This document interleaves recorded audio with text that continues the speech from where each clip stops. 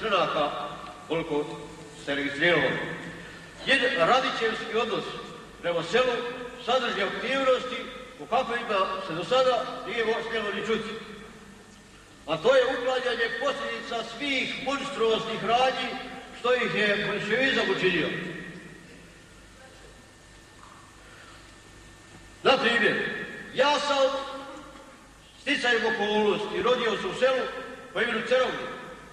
Prije i poslije rata imalo je selo 150 domaćinstava. Sada sam ja tamo posljednji Mohikanac.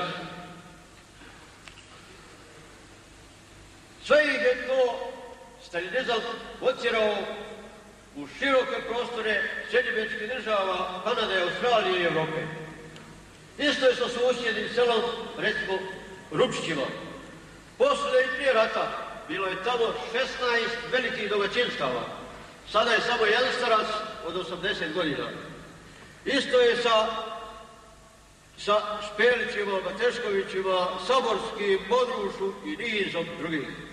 U svim selima bile su prije rata osnovne škole, a i poslije rata neko vrijeme, a sada su sve te škole pred zatvaranjem ili su zatvorene.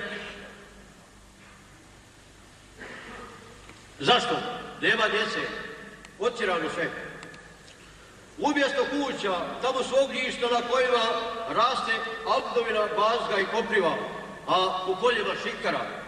Većina je tih bivših seljaka ustupila u skladu sa tim mudrim zakonima zemljište općine. Općina se zaista potrudila da po tim poljima umjesto šljiva, jabuka, oraha, pšenice, soje rastu stabla, a umjesto stabala da raste glob skupine drveće i pakar. A oronula stabla starih voćaka još uvijek svjedoče da je tu bilo živog naroda prije komunizma. Nije potrebno ništa drugo nego baciti letvičan pogled na te opustele krajeve i da se odmah jasno zaključi da stvarno nikad u povijesti ljudskog roda nije bilo okupatora koji bi učinio ovo što su posljeratne vlasti učinile. Glavni pravci ekonomske politike vladajućeg sistema bili su isključivo poticanje kolektivnih oblika proizvodnje, stvaranje velikih kombinata koji onako u našim krajima nisu ugledali svjetlo dana. Ovdje su boljševički i poluboljševički oblici zadrugarstva odigrali svoju ulogu u uništavanju sela.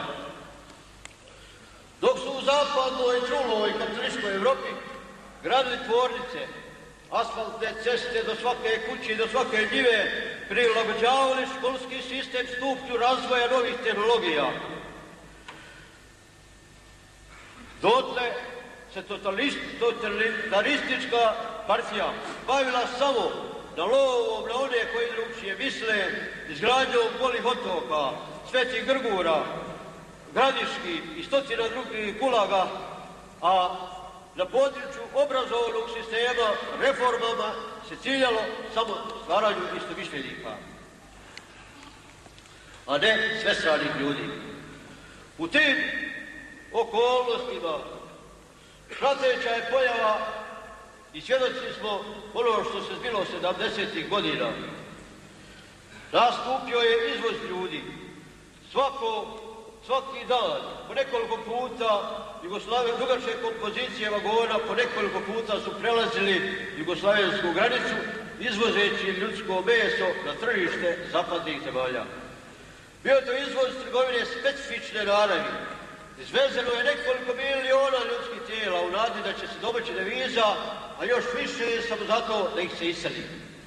Ogolinska općina je u tome, pored Imotske i Hercegovačkih općina, bila među vodećima. Kako će se Hrvatska demokratska zajednica postaviti pred svršenim činom ovakve naravi? Evo ovako.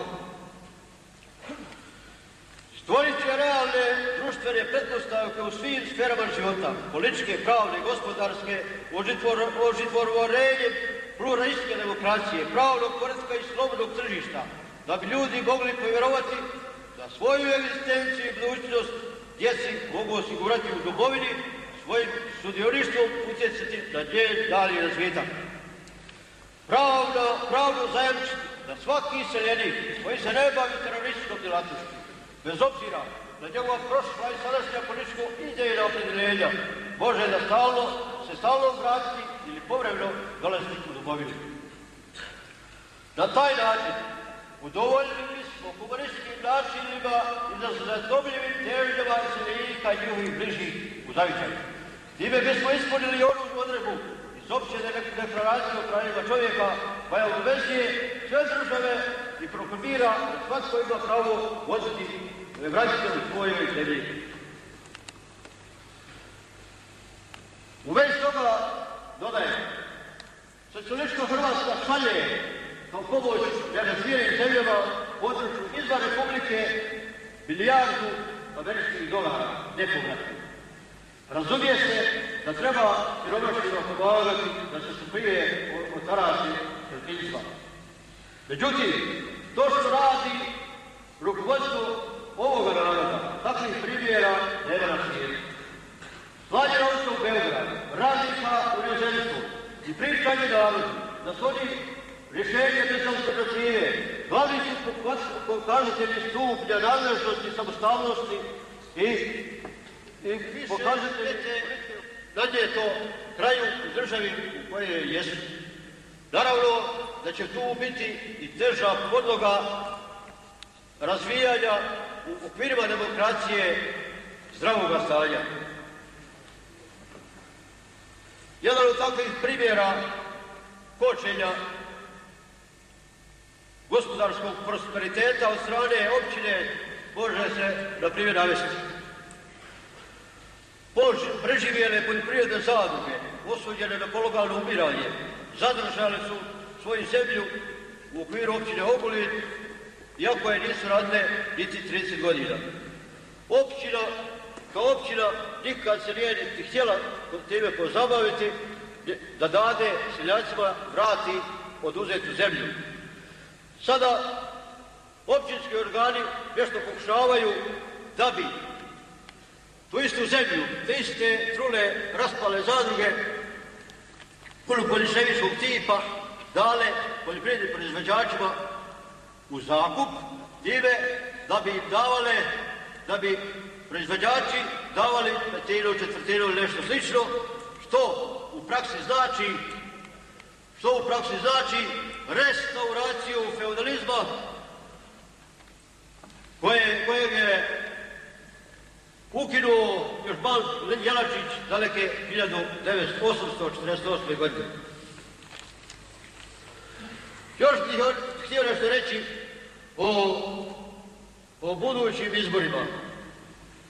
Uskraćenje prava na glasanje našim građanima na radu i inozemstvu predstavlja akt diskriminacije i vređanja tih ljudi. Opće pravo glasa uvedeno je u Evropi još početkom 20. stoljeća, nakon bezbroj štrajkova i protesta. Sada se to pravo uskraćeno građanima ove republike bez ikakva osnova. Rješenje, što smo ga prekjuče vidjeli na televiziji,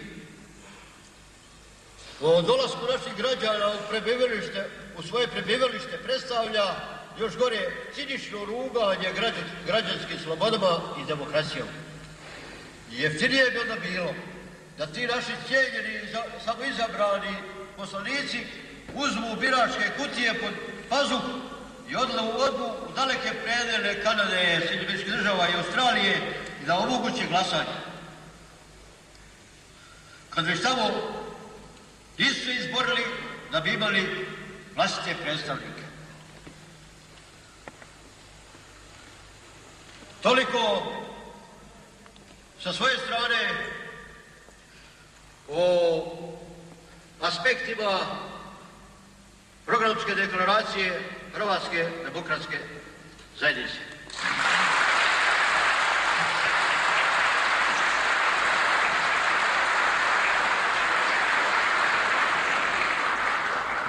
Ja se zahvaljujem gospodinu Špeharu.